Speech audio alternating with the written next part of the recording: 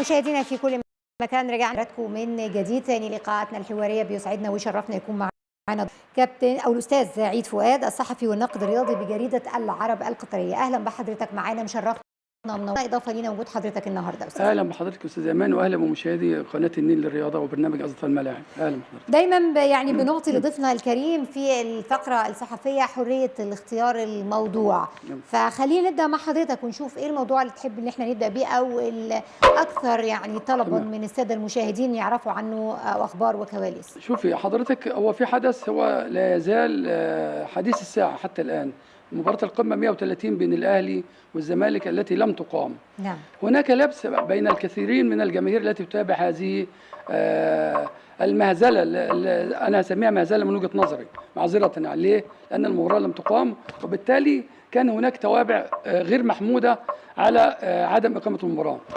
الرابطه كما يعلم الجميع، قد يعلم البعض وقد لا يعلم، ولكن الموسم الماضي الرابطه عاقبت نادي الزمالك بخصم 3 نقاط، وخصم 3 لعدم خوض المباراه، وخصم 3 نقاط اخرى في نهايه الموسم. تمام. الزمالك العقاب دوت وقع على الزمالك لسبب بسيط، ان الزمالك كان اخطر الرابطه بعدم خوض مباراه القمه، يعني اخطره رسمي بخطاب بعدم خوض مباراه القمه. بينما بس اكيد مبديا اسباب معينه. بالظبط، ايوه. طيب. اعتراض على التحكيم في بعض الاسباب الاخرى يعني. فهنا في فرق بين توقيع العقوبه على الزمالك لانه اخطر رسمي انه هينسحب، بينما الاهلي لم يخطر الرابطه بانه هينسحب، ولكنه اشترط بخوضه مباراه القمه 130 في حاله واحده، في حاله استخدام حكام اجانب لاداره هذه المباراه. وبما ان الرابطه ما وفرتش هذه طاقم الحكام بعد مخاطبه الرابطه لاتحاد الكره، لان اتحاد الكره هو المنوط به مخاطبه الاتحادات الاوروبيه او الاتحادات القاريه لاستخدام طاقم حكام لاداره المباراه، فبالتالي هنا الرابطه وقعت على النادي الاهلي العقوبه اللي هي 3 نقاط، اعتبرته منسحب. ولكن لما رجعت الماده 17 فقره 4 من اللائحه، وجدت ان النادي الاهلي من حقه ان تخصم منه 3 نقاط فقط، اللي هي 3 نقاط خاصه بالمباراه، وتم تعديل العقوبه والغاء عقوبه ال3 نقاط الاخرى اللي هي في نهايه السوق. يعني خلينا نقول بعيدا عن القرارات التي اتخذت، ولكن هي عوده اتخاذ قرار معين، هي دي النقطه اللي اثارت جدل لكل راي عام، كمان لكل المتابعين وعشاق كره القدم في كل مكان. ليه الرابطه اخذت قرار؟ ليه تراجعت في هذا القرار؟ ربما لو اخذت هذا القرار من الوهله الاولى خلاص الكل صمت وما كانش حد. اقول لحضرتك ليه الاهلي تظلم على العقوبه. الاهلي وضح اسبابه وقال ان انا تغيبت او لم احضر او لم اشارك في هذه المباراه امام الزمالك لسبب بسيط، وضحته في خطاب رسمي للرابطه انت كمنوطه بتنظيم هذه المسابقه او مسابقه الدوري العام، فوضح بشكل رسمي. فهنا الرابطه تسرعت لما اعلنت العقوبه طبعا، رغم انها عندها لائحه واضحه. طيب. طبعا الزمالك من حقه ان هو يعترض، وهو فعلا ده اللي حصل باعتباره طرف اصيل في هذه المشكله، اعترض وتظلم. ليه قدم طلب تظلم؟ ليه؟ لجنه المسابقات، لجنه التظلمات باتحاد الكره، تمام. اعتراضا على تعديل العقوبه. تمام. فهنا الرابطه اخطات من الاول، اخطات لسبب بسيط، اخطات عندما اعلنت جدول الدوري في فجر احد الايام السابقه. ايوه سبت المباراه الثلاث. المفروض اخطات ايضا، لان كان المفروض يتم اختار الانديه مسبقا قبلها ان هناك قرعه سوف تجرى ويتم الاعلان عنها في وضح النهار ويتم اعلانها لوسائل الاعلام. بينما فوجئ الراي العام وفوجئت الجماهير على اختلاف انتماءاتها باعلان جدول الدوري في الفجر. يعني بعد انتهاء الدور الاول ب5 ايام الاهلي فوجئ ان هو هيلعب مع الزمالك، بعديها بفتره فوجئ ان هو يلعب مع بيراميدز. يعني اقوى مرتين الاهلي كانت الزمالك ثم بيراميدز. ايا كان هو ده في النهايه هو جدول اتعمل. فهنا الرابطه اخطات. الحاجه الثانيه ان الرابطه اخطات عندما اعلنت العقوبه ولم توضح. صحيح. ما وضحتش حيثيات القرار بتاعها. لا وتراجعت في قرارها. ما انا بقول لحضرتك كان المفروض تراجع، لكن هي بقى استندت عليه، قالت هناك ظرف قهري. يعني الفقره اللي بقول لحضرتك عليها 17 فقره 4 في اللائحه، ده الظرف القهري اللي هي استندت عليه. بس هنا طبعا الزمالك هو الظرف القهري ده ما كانتش عارفاه بالظبط. هو ظهر الظرف القهري ده بعد ما طلعوا ده كلام منطقي جدا اللي حضرتك بتقوليه. هنا المشكله تكمن في قرار الرابطه انها اخطات، فالخطا يقع او تسرعت في اصدار القرار. بالظبط. هو ده اللي اثار البلبله دي. ده بالظبط. هو ده تسرع انها اعلنت هذا القرار، وفي نفس الوقت احدث بلبله. بيراميدز تظلم، الزمالك تظلم، سوف يكون هناك تصعيد اخر للفيفا بعد ذلك، ثم محكمه كاس الرياضيه طبعا كل واحد او كل نادي بيدافع عن حقوقه. الاهلي يرى انه صح لانه خاطب بشكل رسمي، الزمالك يرى انه صح. خاطب وتظلم، بيراميدز يرى انه ايضا طرف اصيل واساسي في هذه المشكله انه تظلم بشكل رسمي، فبالتالي نحن في مأزق. من وضعنا في هذا المأزق الرابطه. عاوز اقول لك حاجه بقى تانية، يعني استاذنك، لست خبيره في اللوائح علشان اعرف القصه دي واخدانا نهايتها هتكون ايه، لكن ربما حضرتك تكون مطلع اكثر مني على اللوائح، سواء كانت اللوائح المحليه او ربما لو تم التصعيد الدولي برضو اللوائح الدوليه، واخدانا القصه دي لحد فين. هقول لحضرتك بقى هنا بقى اللي ما يعرفوش الكثيرين. طبعا انا لست خبير لوائح، ولكن انا صحفي مطلع وناقد رياضي وبتابع كويس قوي وبشوف. الزمالك خد اجراءاته وبيراميدز خد اجراءاته وتظلم بشكل رسمي. اذا رفض التظلم لا طبعا اذا رفض التظلم هيصعد. هنا بقى تصعيد الزمالك وبيراميدز قد يتم تحويله الى الاتحاد المصري، يقول لك ده شأن داخلي. بالتالي الزمالك مش هيستفيد وبيراميدز مش هيستفيد، يبقى فقط يتم تثبيت العقوبه اللي هي 3 نقاط والموضوع هينتهي على هذا يعني الاساس. الاتحاد الدولي هيحوله تاني لشأن اتحاد الكوره. طب اتحاد الكوره ايه موقفه في القصه دي كلها؟ اتحاد الكوره شاهد ما شافش حاجه من الاخر كده يعني. لان اتحاد الكوره كان ممكن ده مش دوري. لا مش دوره في حاجه. أمال إيه؟ لا هو برضو طرف في هذه المشكله لسبب بسيط. ايه دور المفروض؟ دور اتحاد الكوره هنا مش في العقوبات. دور اتحاد الكوره كان ممكن ان تصل هذه المشكله الى ما شاهدناه ونتوبعها.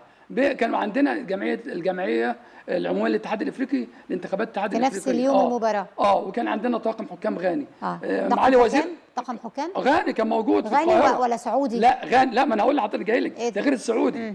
طاقم حكام غاني. معالي وزير الشباب والرياضه الدكتور اشرف صبحي تفضل وتواصل مع وزير الشباب والرياضه بالمملكه العربيه السعوديه الشقيقه وارسل طلب حكام، وده مش دوره، هو تطوع مشكورا لحل الازمه. فبالتالي انت كاتحاد كره كان المفروض بدل ما طاقم الحكام السعودي اللي كان هيدير المباراه يتوجه الى الفندق، كان ممكن يتوجه الى الملعب وكان يدير المباراه، لان الزمالك كان سبق. فكان الاهلي منتظر اشاره فقط، لان الاهلي توجه الى مدينه نصر للتدريب في نفس التوقيت اللي الزمالك نزل فيه الملعب، فكان ممكن يتحل يعني كان قصدك اتحاد الكوره كان هو اللي يتدخل وهو اللي يخلي طاقم التحكيم السعودي على الاقل ده بتليفون يقدر يخلص. طب ليه ما عملش كده اتحاد الكوره؟ اكيد له وجهه نظر اخرى.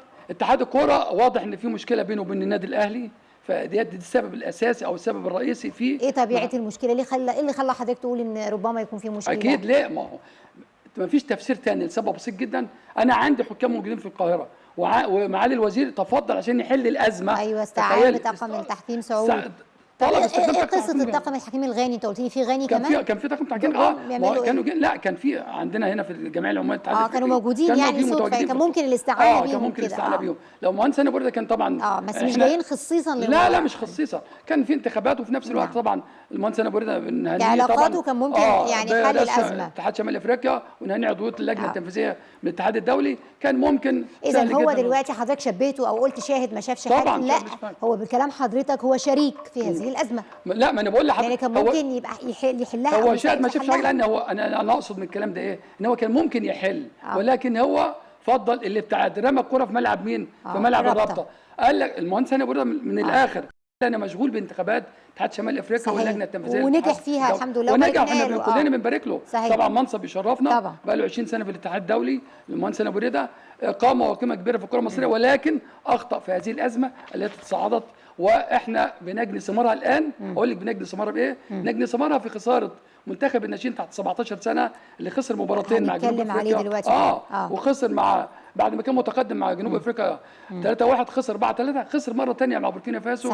فكان ممكن ينافس على كاس البطوله، ولكن برضه نتيجه التخطيط الخطا، نتيجه القرارات الخاطئه، شفنا دي اول ثمار سلبيه. الثمار السلبيه ايضا اعذروني يعني المشاهدين لما اتكلم بكل وضوح بكل صراحه، مجامله تعيين الكابتن احمد الكاس لتدريب منتخب الناشئين تحت 17 سنه لسبب بسيط جدا. كابتن احمد الكاس ما شفناش ليه اي انجاز. معروف ان اختيارات بتتم لجنه المدربين في اتحاد الكره بتتم بناء على السي في اللي موجود. السي في بتاع الكابتن احمد الكاس ما شفناش خد بطوله مع نادي دربه، ما شفناش فيه بس قوي. احمد الكاس كلاعب لا غبار عليه مع نجم احترامي. من نجوم منتخب لا مصر، نجم لا من يختلف نجوم عليه اثنين. شاركوا في كاس العالم 90، لا يختلف عليه شخصيه اثنين. الكل انا بتكلم على الناحيه بيقدرها. التدريبيه يا استاذ ايمان. نعم، على الناحيه التدريبيه معاه اكيد معاه رخص القياده ماشي، معاه رخص. طيب. لكن خبراته ايه؟ هنا اتحاد الكره ربما يكون دور على الكفاءه. طب انت ما بتبحث على الكفاءه، هات واحد خبره. انت عندك حدث مهم كاس الامم الافريقيه اللي هي في المغرب دي، مؤهله لكاس العالم، يعني مش معقول. خبره، ماذا تعني بالخبره؟ خبره يعني هو اخذ بطولات ولا ماذا تعني بالخبره؟ اخذ بطولات، احتك كتير، خاض العديد من البطولات، خاض يعني كمدرب. افريقيا مش محليا بس، لا محليا وافريقيا. هنا ما كانش ليه تجارب افريقيه، هو على الصعيد المحلي فقط او دوري المحترفين بالظبط. فالحاجه الثانيه، انا داخل بطوله الامم الافريقيه اللي هي الناشئين ديت، بطوله مؤهله، مش معقول لكاس العالم اللي هتقام في قطر في الفتره من 5 الى 27 ابريل القادم. فالبطوله دي هتاهل العام الحالي اللي احنا فيه 25 ابريل اللي احنا فيه ده، من 25 لا في نوفمبر. نوفمبر من 5 ل 27 نوفمبر. تمام. البطوله دي هيتاهل ليها او يصعد ليها 10 منتخبات، مش معقول 10 منتخبات افريقيه يصعدوا ومنتخب مصر ما يكونش احد هذه المنتخبات ال10. احنا عندنا بارقه امل. ايوه، انت قلت حضرتك ايه؟ بارقه امل. بارقه امل. احنا مباراتنا مع الكاميرون مباراه ما هيش سهله، مباراه صعبه جدا، بل غايه في الصعوبه. وبعدين في حاجه، بس الكاميرون متزينه يعني مع مصر، بغض النظر عندها نقطه. ما هو في حاجه كمان يا استاذ ايمان، انت عندك هتلعبي مع الكاميرون، لو فزتي عندك فرصه ثانيه للملحق. تلعبي مع الثالث، ثالث المجموعه الرابعه. بالظبط. لما تلعبي مع يعني كده في عندك لازم تكسبي الاول الكاميرون وبعد كده اكسب الفريق الثاني اللي فانت صعبت على ربما انجولا، صعبت على نفسك المهمه. لكن انت لو كسبت على الاقل ماتش، خلاص ماتش كانت المهمه تكون اسهل. فانا نرجع تاني لموضوع الرابطه لان دي مهمه جدا. انا هنا في حلقه من حلقات النيل للرياضه بعد تشكيل الرابطه في سبتمبر 2021 خرجت هنا في حلقه وقلت ان هيحصل خلافات بين الرابطه وبين اتحاد الكوره، وهو ما يحدث الان. انا بحكم ان انا بغطي اتحاد الكوره بقالي فتره كبيره، انا عارف المشاكل اللي دايره حاليا في تضارب في الاقتصاد بين الرابطه وبين اتحاد الكوره. ده اللي بيحصل الان حاليا. الرابطه من 2021 بقى لها 4 سنين دايما في مشاكل، بدليل كابتن عماد متعب طلع وصرح نائب رئيس الرابطه وقال انا بقى لي سنه ونص ما بحضرش اجتماعات الرابطه. معنى ذلك ان هناك مشاكل في الاختصاصات، بمعنى اتحاد الكوره هو المفروض هو اللي كان بيدير المسابقات كلها، دلوقتي الرابطه بتدير المسابقات ومنوط بيها انها بتجيب الرعايه، وبتاخد نسبه 2% على فكره، نسبه 2% من عائد البث الاذاعي والتلفزيون. هي الرابطه اللي بتاخده في بتوديه فين يعني ايه بتاخده؟ مش بتصرف على مورد على النشاط. عايزين نوضح بس اتحاد الكوره بياخد 15%. لا ما انا بقول لحضرتك اتحاد الكوره بياخد 15%، بتاخد اشتراكات اللي هي الانديه اللي هي الرابطه برضو اللي بتاخدها طبعا يعني في عوائد يعني. فهنا تضارب الاختصاصات خلى فيه مشكله. اتحاد الكوره بيفكر في ايه بقى؟ اتحاد الكوره بيفكر ان الرابطه دي تبقى لجنه ضمن اللجان الاتحاد، زي لجنه شؤون اللاعبين، زي ما كانت الاول. نرجع تاني لجنه زي شؤون اللاعبين، زي لجنه الحكام، زي لجنه المسابقات. لكن هو كده اتحاد الكوره منوط بيه فقط المنتخبات والناشئين الحكام. طب امال اذا اتحاد الكوره هو منوط بيه المنتخبات، اذا الخلاف ما بينه وما بين الرابطه ما ياثرش على المنتخبات؟ ليه حضرتك قلت ان نتائج منتخب الناشئين بسبب الخلاف بين الرابطه وما بين الكوره؟ لان ما فيش بقول لحضرتك نتائج منتخب الناشئين دي يسال فيها اتحاد الكوره بس مش نتيجه خلافه مع الرابطه، ملوش علاقه. لا ملوش علاقه. انا ما قلتش بسبب الخلاف، انا قلت دي خلافات في تضارب الاختصاصات من الاول. يعني اتحاد الكوره كان بينظم مسابقه الدوري، كان عنده لجنه مسابقات من خلاله. صحيح. دلوقتي بقت لجنه مسابقات تابعه لرابطه الانديه، فهنا تكمن المشكله. ومن بعد نهايه الموسم الحالي او السيزون الحالي رابطه الانديه تقدم استقالتها، بيتم اجراء انتخابات. ما هي المفروض كل سنه تمام. بيتم اجراء انتخابات. ما حصلش السنه اللي فاتت، المفروض كل سنه، بس ما حصلش. ما حصلش لان كان موسم استثنائي اللي احنا فيه دلوقتي، فده موسم استثنائي فكملوا بشكل طبيعي. عشان كده بعد نهايه الموسم ده هتجرى الانتخابات وهنشوف. وانا المعلومات اللي عندي ان كل المجموعه اللي موجوده في الرابطه مش هتكمل الموسم القادم. ولا الرابطه كلها مش هتكون موجوده؟ ما هي ما انا بقول لا مش بس المجموعه، ان الرابطه كلها يتم لا لازم تكون موجوده. لازم شروط الاتحاد الدولي كده. لازم كل الاتحادات الاهليه لازم يكون فيها روابط لاداره مسابقه. اذا فكره الغاء الرابطه لا طبعا مش موجود وفقا لقرارات الاتحاد الدولي، دي حاجه خلاص مش بتاعتنا. لا طبعا. لكن ربما الاشخاص اللي بيديروا الرابطه هو اللي هيتم فيهم التغيير في الفترة القادمة. أكيد كل نادي هيرشح بقى طبعا. أكيد من حق كل نادي في القسم الأول بيرشح، لأن القسم الأول له رابطة والقسم الثاني له رابطه. هل في رابطه للقسم الثاني؟ ما هو قسم اعضاء، لا، في الرابطه الرئيسيه اللي هي المكتب التنفيذي، لو النائب احمد دياب، وطبعا دي الرابطه بتاع الدوري الاول. لا، هي ده المكتب التنفيذي للتشكيل كله. ده اللي بيدير كله. بس في لجنه لاداره مسابقه القسم الاول، ولجنه لاداره القسم الثاني بالظبط. تمام. فانا بوضح لحضرتك وحتى الساده المشاهدين عشان يبقوا عارفين. فالرابطه لها مهام معينه، واتحاد الكره له مهام معينه. عشان كده بقول لحضرتك الاختلاف في الاختصاصات او تضارب الاختصاصات من البدايه صحيح ظهر الان بعد 4 هل سنوات. تغيير الاشخاص في الرابطه في الموسم القادم بعده هتعود العلاقات الطيبه بين الرابطه والاتحاد وكل واحد هيعرف دوره، ولا برضه وفقا للاشخاص اللي هيتولوا الرابطه؟ شوفي، هو المنطقي بعد رحيل الرابطه الحاليه، المكتب التنفيذي للرابطه الحاليه، اعتقد الامور هتسير بشكل طبيعي. تمام. كل نادي هيرشح مندوب من عنده او عضو من عنده يبقى يدخل الانتخابات، تجرى الانتخابات بشفافيه. من ينجح خلاص كل الانديه بتبقى موافقه عليه. بالتالي هنشوف دوري الموسم القادم برضو دوري قوي برابطه جديده. اتمنى ان تكون هناك مسابقه منتظمه، ما يحدثش ما يكونش في مشاكل زي اللي احنا شفناها في ماتش الاهلي والزمالك. ما تكونش ايضا في مشاكل، طبعا الرابطه مالهاش علاقه بيها، في مشاكل بالنسبه للحكام واخطاء الحكام والكوارث اللي ترتب عليها تعاقد اتحاد الكره مع الكولومبي اوسكار رويز لاداره لجنه الحكام. فبالتالي احنا نتمنى طبعا قبل الموسم ده ما ينتهي ان الموسم القادم ان شاء الله نشوف شكل ثاني للمسابقات المصريه، ونشوف حكام على اعلى مستوى، نشوف حكامنا ايضا في المسابقات الدوليه، المسابقات القاريه او مسابقات كاس العالم سواء الناشئين او الكبار. اذا كلمتنا عن قضيه المباراه 130 والدنيا واخدانا لفين في الفتره القادمه، وعرفنا راي حضرتك استاذ عيد. كلمنا عن التخبط ما بين اتحاد الكره والرابطه وما أسفر عنه من قرارات وإثارة لكثير من المتابعين كرة القدم في الفترة الأخيرة. واتكلمنا كمان عن منتخب الناشئين وتراجعه مع كابتن أحمد الكاس، وقلنا لسه في بكرة بإذن الله فرصة إن شاء الله يعني تكون كبيرة، لازم نغتنم هذه الفرصة، ما قدامناش خيارات. لو خسرنا بكرة من الكاميرون هنبقى كده خسرنا بطولة الأمم وخسرنا المشاركة كمان في نهائي كاس العالم، وده طبعا هتبقى الخسارة أكبر وأكبر. احنا المشكلة كمان احنا لازم نتفرغ بقى بعد كده لمنتخب الشباب اللي هو بقيادة الكابتن اسامه نبيه، اللي خد دوره وديه في دوليه في قطر بمشاركه قطر بكرواتيا الامارات. فعندنا هو تحت 20 سنه عنده برضه كاس الامم، طبعا كوت ديفوار اعتذرت عنها، فمنتخب مصر او اتحاد الكوره وافق انه ينظم البطوله. البطوله هتقام عندنا هنا في مصر من ابريل 18 مايو في اواخر ابريل 18 مايو السنه الحالي. دي مؤهله لكاس العالم في تشيلي برضه في السنه دي.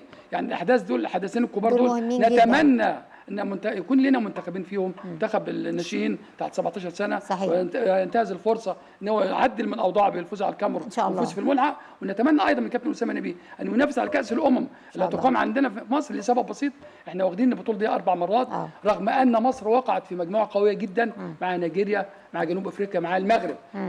نيجيريا مع 7 القاب لهذه البطوله اللي هي تحت 20 سنه. مصر معاها 4 القاب لهذه البطوله، 81 91 2003 2013. فاحنا فرصتنا كبيره لان عندنا امل كبير في هذا المنتخب، لانه معظم عناصر المنتخب 20 سنه بيلعبوا في انديتهم في انديه الدوري الممتاز، فدي حاجه كويسه، فيجب جميعا ان احنا ندعمهم. لذلك اتمنى من اتحاد الكره أن يركز كويس جدا على هذين المنتخبين، لأن دول الأهم عندنا.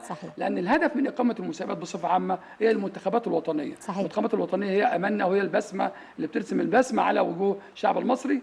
الحاجة الثانية كمان يجب على اتحاد الكرة، أنا من هنا بوجه رسالة للمهندس هاني أبو ريدة على اتحاد كرة القدم أن يساعد النادي الأهلي الذي يمثل مصر في كأس العالم للأندية في الفترة من 14 يونيو إلى 13 يوليو 2025 الموسم الحالي أيضا العام الحالي في امريكا. فيجب ان يسمح للاعبي النادي الاهلي اللي هم المنضمين لمنتخب مصر بالاعتذار او اعتذارهم عن الدخول في معسكر المنتخب لا يقام في يونيو القادم. معسكر ده معسكر ودي ولا معسكر مباريات وديه؟ ما فيش مباريات رسميه؟ لا ما اتفقوش على مباريات وديه. مباريات رسميه في مباراتين ربما تكون في وديتين.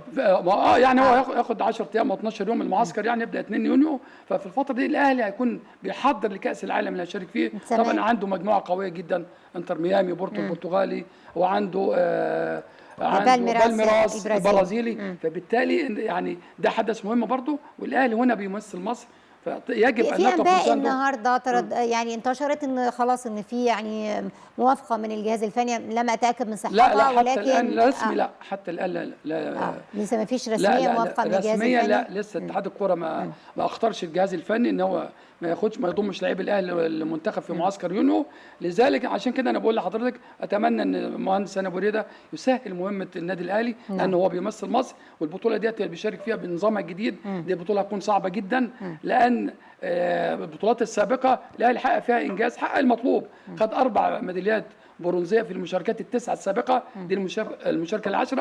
يعني بالنظام الجديد هتكون صعبه. ليه؟ لان بياخدوا اول وثاني كل مجموعه، وانت عندك 4 فرق في المجموعه الاولى، فرق كلها قويه، او 3 فرق الثانيه قويه، فبالتالي يجب مساعدته. لذلك اتمنى زي ما قلت لحضرتك مسانده النادي الاهلي، اتمنى الاهتمام بالمنتخبات الوطنيه. صحيح. اتمنى ايضا دعم الكابتن حسام حسن في مهمته مع منتخب مصر، لان احنا دلوقتي متصدرين المجموعه الاولى برصيد 16 نقطة. نعم. أمامنا لسه مباراتين، مباراة أثيوبيا في 1/9، أمامنا مباراة بوركينا فاسو في 8/9. المباراتين دول مصيريتين بالنسبة لينا. بوركينا بالتحديد صح. بعدها 8/9 لو فزنا بالمباراتين ورا بعض دول بإذن الله هنرفع رصيدنا 6 و16 22، يكون صعدنا بشكل رسمي إن شاء الله نهاية كأس العالم. فده هو الأهم بالنسبة لنا بإذن الله. صحيح. طب بذكر منتخب مصر وبذكر كابتن حسام حسن، برضو أثير الجدل في الفترة الأخيرة حول التصريحات اللي أدلى بها مدير الفني لمنتخب مصر في أحد البرامج التلفزيونية اللي يعني بيصنف إن هو برنامج ترفيهي، يعني ضمن الترفيه أو الوسائل البرامج الترفيهية.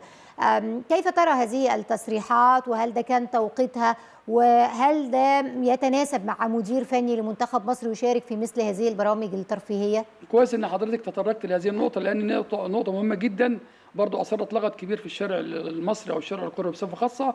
طبعا لا يليق بكابتن حسام حسن. أنا كتبت مقال في هذا الإطار، قلت فيه وضحت فيه بالظبط اللي هقوله دلوقتي.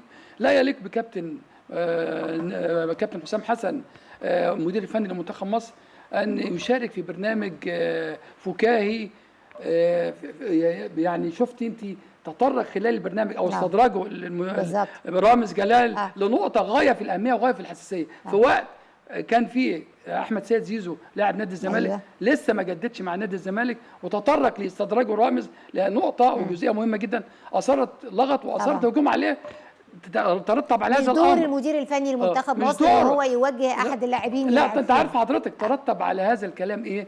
اصدار المهندس هاني ابو ريده رئيس اتحاد كره القدم قرارا بعدم السماح لاي عضو في المنظومه من العاملين في اتحاد كره القدم، مدربين، خبراء، هم يستضيفوهم في اعضاء مجلس الاداره ان يتم استضافتهم في اي كانت طبيعه البرنامج، طبعا سواء كان اخباري الا بعد الحصول على الاذن على الاذن من اتحاد الكوره، يعني ايه فلا بشكل رسمي. فبالتالي ما كانش دورك يا كابتن حسام انك تقبل حاجه زي كده، لان كابتن حسام يعني ربنا يبارك له هو الراجل بياخد مرتب كويس. هل الاغراءات الماليه سمعت رقم مش عارفه صح ولا لا، ربما مبلغ مبالغ اكتر من 10 مليون مثلا ولا حاجه؟ هو كابتن هل المبالغ دي صحيحه ولا دي برضه مبالغ فيها؟ برضه لا هي مبالغ فيها، وحتى لو هنفترض ان هي صحيحه هل برضه ده يجعل مدير فني ان هو لا طبعا ما ينفعش ان مدير فني او اسم منتخب مصر يروح في برنامج زي كده، برنامج كوميدي، هو برنامج مقالب اصلا. نعم. ويروح يعني اسم منتخب مصر كبيره استاذ ايمان، نفس التصريحات اللي بتطلع عن عاشور كمان وحجازي وفيها برضه في حاجه مهمه قوي ان الكابتن حسام برضه شوفي من الاخطاء اللي وقع فيها كابتن حسام، احنا كلنا بنحترم كابتن حسام وبنأيده وبنسانده وبندعمه، ولكن اخطا ايضا في لما قال نسبه عوده احمد حجازي 1% ولا امام عاشور 90%، فبرضه دي نفسيا بتاثر على اللاعب نفسه. قد يكون احمد حجازي مستوى عالي جدا، قد يحتاج المنتخب الى جهود، انت ليه تحبطه معنويا في الوقت الحالي؟ امام عاشور لاعب كبير وكل حاجه، برضه ايضا من حقه ومن حق اي لاعب ان هو يطمح ارتداء قميص منتخب مصر، لان شرف لاي لاعب. فبالتالي انت كمدير فني يجب ان تتعامل بحساسيه شويه، ويجب ان تكون اذكى من كده، ما تستدركش الحاجات زي كده او برامج زي كده. اذا التعليق على هذا البرنامج سواء كان الشكل اللي بيظهر فيه مدير فني لمنتخب مصر ده المفروض ان هو شخصيه كبيره او ان هي يعني تايتل مش اي حد بياخده، ليه وقاره، ليه لابد من الحفاظ عليه. دي النقطه الاولى. والنقطه الثانيه كمان التصريحات اللي بتخرج منه ربما تكون تصريحات جارحه، وربما تكون تصريحات خاطئه لما لا يعني او مش تخصصه ان هو يقولها في هذا التوقيت. فدي كلها طبعا بتسبب مشكلات كثيره في المنتخب، بالرغم ان كابتن حسام قدم اعتذار على فكره، وقال ان في مونتاج او في قطع بعض الاجزاء او يعني اشياء تم حذفها من اللقاء، لكن برضو ده كله يعني غير مبرر بالنسبه هو في النهايه الخطا خطا بغض النظر، هو لانه هو راح ضيف. صحيح، ده في حد ذاته دي في حد ذاتها مشكله. طيب حضرتك لسه ذاكر دلوقتي زيزو وان هو تحدث عن زيزو، المسلسل خلص فين؟ احنا كنا يعني من كام يوم قلنا خلاص هيصدر. انا اقول لحضرتك بقى المفاجاه للكثيرين، قد يعتب عليها البعض، قد يراني الاخرين ان انا ما عنديش معلومه صحيحه، لكن المعلومه اللي لدي فعلا من احد المصادر القويه بتؤكد ان زيزو وقع للنادي الاهلي بالفعل قبل كام يوم، والنادي الاهلي ما يقدرش يعلن دلوقتي بشكل رسمي الا بعد انتهاء السيزون الحالي. فزيزو وقع، بدليل ان النهارده زيزو بقى الزمالك اعلن بشكل رسمي. خلينا نكون منطقيين بس واقعيين عشان الناس اللي بتتفرج علينا. الزمالك اعلن بشكل رسمي قبل سفر الفريق الى جنوب افريقيا لملاقاه ستيلينبوش في كاس الكونفدراليه، ذهاب الدور ربع النهائي لكاس الكونفدراليه، ان التجديد لزيزو بعد العوده من جنوب افريقيا. زيزو اليوم كان المفروض في جلسه، زيزو اعتذر امس عن حضور هذه الجلسه، فمعنى تهرب زيزو ده يؤكد الكلام اللي انا بقول لحضرتك ان اعتذر عن جلسه الزمالك. ما راحش النهارده، ربما جاي رحله مرهقه 12 ساعه من جنوب افريقيا. اشمعنى زيزو؟ لا اشمعنى، ما هو مرهق، ما هو كلهم مرهقين. لا زيزو انا بقول لحضرتك المعلومه اللي لدي ان زيزو وقع النادي الاهلي قبل عده ايام، وزيزو في النادي الاهلي. ده وقع رسمي ولا كلام او ادى كلمه للنادي الاهلي تفرق؟ لا وقع مضى. هو والده يعني طبعا، ما هو والده وكيل اعماله. وقع للنادي الاهلي وزيزو في النادي الاهلي زي ما انا بقول لحضرتك الكلام ده، والكلام ده دي معلومه جايه لي من داخل النادي الاهلي ان زيزو وقع. تهرب زيزو يؤكد هذه المعلومه اللي انا بقولها، وانا هنا انا ما بجتهدش، انا بقول معلومه، فالمعلومه اللي وصلت امتى القرار الرسمي هيظهر بعد الرأي العام؟ ما ينفعش يتقال دلوقتي. يعني لا الزمالك هيعلن رسمي خلال اسبوع بعد مباراه بعد العوده جنوب افريقيا. بعد يوم الاربعاء ممكن الزمالك هيعلن اقول لك ان خلاص زيزو حر مثلا. هو كده زيزو حر اصلا. لا يعني يقول احنا لم نتوصل لاتفاق مع زيزو. هو بص اقول لحضرتك، هو عيب اصلا ان الزمالك يقعد 6 شهور ولا 7 شهور يفاوض لاعب عشان يجدد ليه. الاهلي مع موقف مشابه مع رمضان صبحي، قال له قدامك ساعه واحده يا توافق يا لا، قدم له عرض، وافقت اوكي، ما وافقتش خلاص اتفضل. زيزو العكس، نادي الزمالك اكبر من زيزو، اكبر من اي لاعب، فاهلي او زمالك اكبر من اي لاعب، لان اللي بيصنع اسم او نجوميه زيزو او اي لاعب هي الانديه. فعشان كده الزمالك اخطا كمجلس اداره انه بيفوض زيزو لهذه المده الطويله، عيب كبير جدا في حق مجلس اداره نادي الزمالك. اعذروني في بعضهم اصدقاء ليا، فيعني انا بقول انهم اخطاوا، كان على غليته الصفحه. وبعدين في اغراءات، بصي تجديد لزيزو ب 80 مليون هيعمل انقسام في الزمالك، التجديد لزيزو ب 70 مليون هيعمل انقسام في الاهلي. لا ما انا اقول لحضرتك الاهلي بقى اقول لك بقى الفرق في التعامل. لا اقول لحضرتك الفرق في التعامل. فرق في التعامل، الاهلي عندما يعلن عن تجديد زيزو لن يزيد الرقم عن 30 مليون، الرقم بتاع زيزو ده بشكل رسمي، لكن الغير رسمي هم المحبين ورجال الاعمال والاعلانات والكلام بالظبط هيوصل لترضيه اللاعب. لكن برضه غير الزمالك يعني كل يوم نسمع رقم، لكن زي ما قلت لحضرتك انا جبت خلاصه الموضوع اللي انا قلته لك، ان اللاعب وقع فعلا. بس تدخل رجال اعمال كثيرين في صفقه زيزو في الزمالك كمان. زيزو يهدف الى المشاركه مع النادي الاهلي في كاس العالم للانديه. طب ما هو كان من عرض الزمالك انه هيشارك مع نادي الاماراتي العين الاماراتي في كاس العالم للانديه، كانوا يسمحوا له بده. بص اقول لحضرتك يعني برضو قد يعتب البعض عليه، زيزو اهلاوي اصلا، زيزو اهلاوي. ما احنا مش عايزين بس نجزم او نقول حاجه على لا انا بجزم، لا انا بقول لك بس ما نثيرش الراي العام. انا ما بثيرش الراي العام، انا بقول حقيقه زيزو اهلاوي، وكتير من لعيبه الزمالك يعرفوا الكلام ده.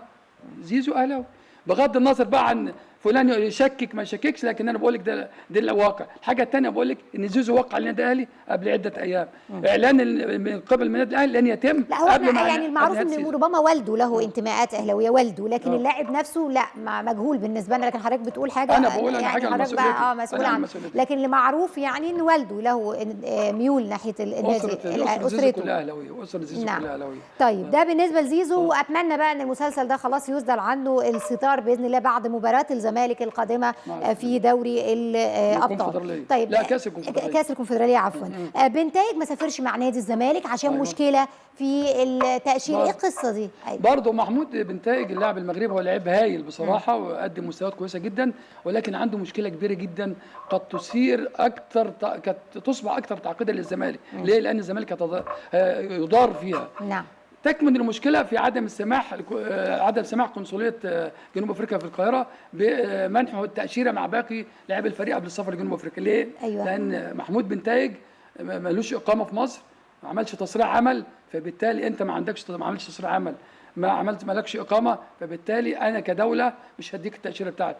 هنا تكمن المشكله بقى وتقع على نادي الزمالك. ازاي لاعب زي ده محترف يلعب ويشارك في عده مباريات، وصلوا ل7 مباريات يشارك مع الزمالك، 7 مباريات، معنى ذلك ان لازم تخصم نقاطهم من نادي الزمالك قانونا. نعم. اذا طبقنا اللوائح وطبقنا القانون لازم تخصم، لانك انت بتلعب بدون اقامه، بدون تصريح عمل. معروف اي لاعب بيسافر بره ويحترف لازم يبقى عنده اقامه، عنده تصريح عمل. فين ضرائب؟ فين حق الدوله؟ فهنا تسببت مشكله لنادي الزمالك، ونادي الزمالك هو المسؤول الاول عن هذه المشكله، لان هو اللي وضع نفسه في هذه المشكله. اتمنى والله ان حياتنا ما يكونش فيها مشكلات، موضوعات الرياضه ما يختص منها المشكلات، لكن ان شاء الله الافضل دايما خلونا نتفائل، هو ده ما نملكه في الفترات القادمه. صحفي والناقد الرياضي الاستاذ عيد فؤاد، الصحفي بجريده العرب القطريه، شرفتنا نورتنا، ضيف عزيز دايما علينا. شكرا لحضرتك. شكرا جزيلا. شكرا. مشاهدينا الكرام، بكده نكون وصلنا مع حضراتكم لنهايه حلقتنا النهارده. كل التحيه كل التقدير لفريق عمل هذه الحلقه. غدا ينتظرونا فريق عمل جديد ومتابعات جديده واصدار.